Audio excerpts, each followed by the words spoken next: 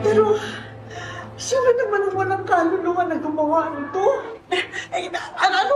Anong balak mo gawin ngayon? Ha? Napatayin ko siya.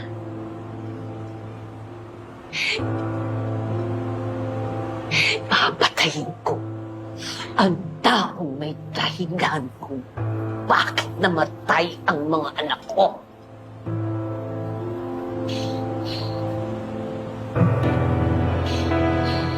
Pero bago ko gawin yun,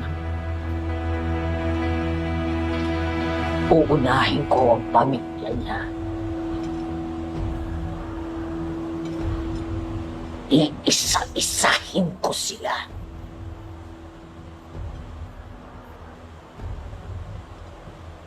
Ipaparamdam ko sa taong yun kung anong sakit ang binigay niya sa akin.